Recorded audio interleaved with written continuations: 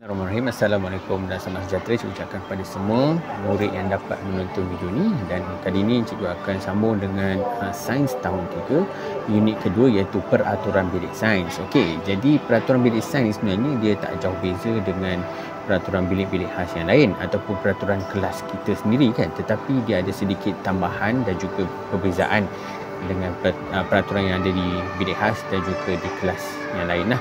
Okey, jadi dekat sini kita kena tahu 6 peraturan bilik sains, okey, 6 peraturan bilik sains dan juga 5 larangan ketika berada di dalam bilik sains. Okey, so cikgu teruskan yang pertama, peraturan bilik sains. Okey, yang pertama ialah kita perlu beratur sebelum masuk ke dalam bilik sains. So, maksudnya sebelum kita masuk ke dalam bilik sains tu, yang penting sekali kita mesti mendapat kebenaran daripada guru lah.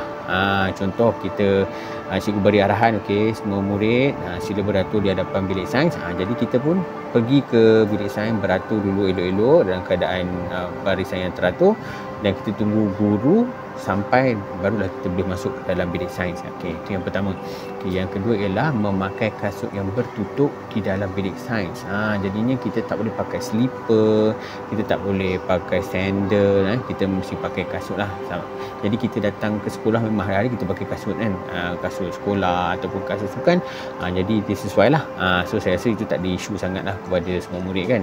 Kecuali kalau kita datang hujung minggu atau kita datang waktu petang, kita pakai slipper kan, so dia tak sesuai lah. Okay, yang ketiga ialah tidak makan dan tidak minum di dalam bilik sains. Okey, makan dan minum ni hanyalah di tempat yang sesuai saja, seperti di kantin ataupun di pondok-pondok rehat yang disediakan. Jadi bilik sains ni tak sesuai sebab dia adalah bilik khas. Okey, sebab kita takut kesannya nanti akan ada sampah, okey, nanti akan ada makhluk rosak. Dan juga kalau di peringkat sekolah menengah, kalau di makmal sains nanti dia ada pencemaran silang, mungkin daripada gas-gas yang berbahaya termasuk dalam kita punya makanan dan sebagainya. Dia akan jadi perkara lain pula, keracunan makanan dan sebagainya. Jadi kena elakkan daripada makan dalam bilik khas. Okey, yang ketiga, yang keempat ialah meletakkan beg di luar bilik sains. Contohlah kita dah nak balik, jadi cikgu pun beri arahan, okey, kita hari ini kita masuk bilik sains, okey, kita pun bawa beg. Jadi beg tersebut tidak boleh dibawa masuk ke dalam bilik sains, kita kena tinggalkan di luar. Kita hanya bawa masuk alat tulis, buku teks, buku aktiviti dan buku-buku yang penting lah yang kita gunakan kita masuk ke dalam bilik sains. Okey, yang kelima ialah membuka pintu dan tingkap apabila masuk ke bilik sains. So ini adalah sangat penting untuk menjamin pengudaraan yang bersih dan juga sihat lah. So kalau kita duduk dalam kawasan yang tertutup, pintu tutup, tingkap tutup, kipas pun kita tak buka, jadi dia akan jadi lemas, pengudaraan itu tak baik, jadi kita akan mudah mengantuk, mudah letih dan sebagainya lah. Okay, yang seterusnya ialah tidak melakukan aktiviti tanpa arahan guru.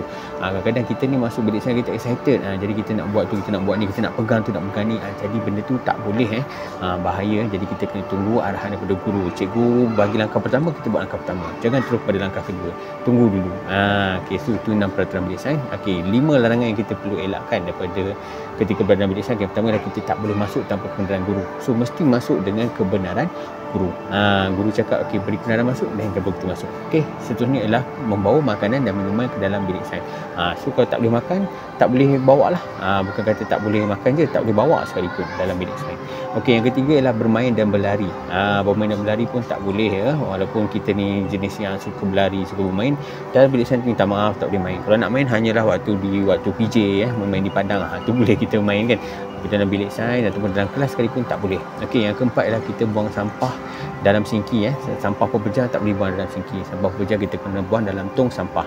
Okey, sampah cecair, contoh bukan sampah lah, maksudnya sisa cecair, contohnya kita gunakan air dan air tu telah pun kotor kan, kita nak buang dalam sinki, okey. Tapi bila kita nak buang objek pepejal, okey, contohnya plastik, plastik bungkusan dan sebagainya, itu tak boleh buang dalam sinki, kita kena buang dalam tong sampah. Okey, dan yang yang kelima ialah melakukan uji kaji tanpa kebenaran guru.